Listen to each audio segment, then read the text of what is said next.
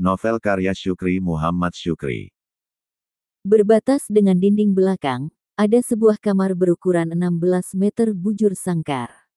Setengah dari kamar itu berada di dalam pondok, dan selebihnya menjorok keluar. Itulah kamar bulan madu, kamar impian Adi dan Dewi. Sementara di kanan kamar itu, ada pintu menuju ke dapur. Di sana, terdapat tungku memasak, dan semacam kamar mandi. Di bagian depan, ada lepo tanpa atap, luasnya 12 meter bujur sangkar. Sebuah cangkul atau tangkul, dengan lebar jaring 9 meter bujur sangkar, tertancap di lubang tengerin yang terbuat dari sebatang bambu. Itulah salah satu alat menjaring ikan secara tradisional di Danau Laut Tawar. Cangkul ini sudah diuji coba. Tanyaku kepada Adi. Sudah. Tapi baru sekali, jawab Adi. Berapa hasilnya? Tanyaku penasaran. 20 kaleng ikan depik, jawabnya. Fantastis. Teriakku sambil mengamati alat penangkap ikan itu dengan seksama. Sore itu, cuaca cukup cerah, tidak gerimis, tandanya bukan musim ikan depik memijah. Ikan endemik itu baru memijah pada saat bertiup angin barat, dan suhu cukup dingin yang disertai dengan hujan gerimis. Ikan endemik Danau Laut Tawar tersebut bermigrasi dalam kelompok besar dari kaki Bur Birah Panjang menuju ke sumber mata air di ujung Mepar. Biasanya para nelayan membiarkan ikan itu selesai memijah, sewaktu kembali, baru dijaring dengan cangkul. Kehadiran pasangan pengantin baru ke penyangkulan ini, kupastikan bukan untuk menjaring ikan depik. Mereka murni ingin berbulan madu. Kuperkirakan, bekal yang mereka bawa cukup untuk sebulan. Sungguh mengasyikkan, bulan madu di atas air, dalam rerampe sambil mendengar deburan ombak. Kapan dapat kunikmati bulan madu seperti ini? Aku berhayal lagi. Aku dan Adi melepas lelah di ujung lepo, berselonjor kaki sambil memandangi Tanjung Pedemon.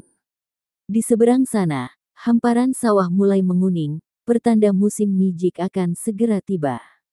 Momen itu mengingatkanku akan sebuah kenangan terindah yang nyaris membuat hidupku berantakan. Sering kuingat kenangan itu, dan di lepo ini, sweet memory itu kembali menghantuiku. Rani masih dikebayakankah? Tanyaku sambil menghirup kopi kertup buatan Dewi. Masih, jawab Adi singkat. Pun dan Ibi remelah. Tanyaku lagi. Sudah pulang? 2 hari lalu, jawab Adi sambil memandangku. Dia sendirian di rumahmu. Tanyaku lagi. Iya. Kamu masih ingat dia ya? Selidik Adi. Sering, tetapi kumatikan nyala asmaraku, jelasku. Kenapa? Tanya Adi heran. Takut nalarku tak terkendali, lalu nekat mahtabak, kataku.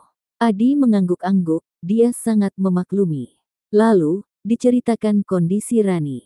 Gadis itu telah berubah, dari seorang yang ceria dan optimis menjadi pendiam dan penyendiri. Kreativitasnya hilang, lebih banyak mengurung diri di kamar.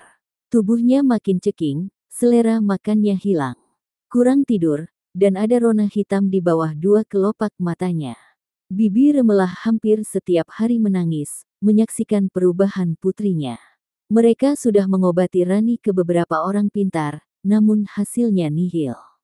Sampai hari ini, belum ada perubahan yang berarti. Sekarang, dia sedang diobati oleh Nek Lumut, orang pintar dari Linge. Syaratnya, dia harus tinggal di Kebayakan, jelas Adi. Diizinkan oleh Pun dan Ibi remelah. Tanyaku. Awalnya tidak, tapi setelah dapat restu dari Awan Aji, baru diizinkan, kata Adi. Apa hubungannya dengan Awan Aji? Tanyaku. Dia godfather mereka, hitam putih di tangannya, jawab Adi. Oh, begitu, kataku maklum. Semenjak Dewi menetap di Kebayakan, Rani mulai sering diajak ngobrol. Sepertinya mereka cocok, Rani sering ngakak mendengar guyonan Dewi. Motivasinya mulai bangkit, dan sudah sering keluar kamar.